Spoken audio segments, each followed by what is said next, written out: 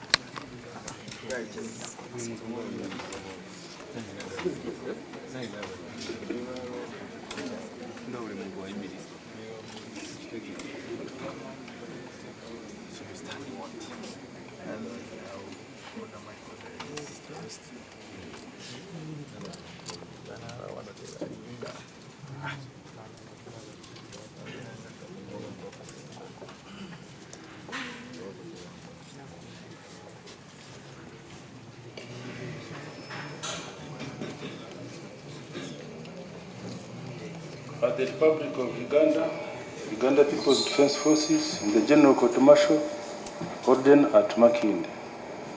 Criminal case number UPDF/GCM /040 of 2024. Uganda versus Besigye Eron, an advocate.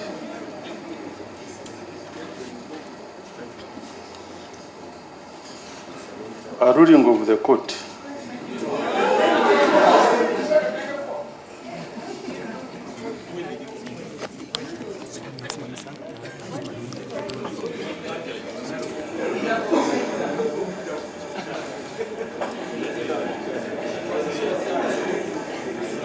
Now, what is that? What is that? I wish you could identify those who are whistling and who are commanding others. On the 10th day of December 2024, the accused counsel appeared before this court representing Colonel retired Dr. Kiiza Besigye and another in the above case, UPDF/GCM/040 of 2024. He expressed gross professional misconduct, and he was warned that such a conduct is contempt of court. He was taken through the laws that make it an offense for the conduct he exhibited and warned. Today, the 7th day of January 2025, when the accused entered this court, he immediately confronted the court orderly that was guiding him where to sit, but instead started assaulting the court orderly and banging the angle bars of the entrance. The chairman of the court warned him of the misconduct, but he did not take heed, but instead worsened the situation by making more noise, being cheered by the audience.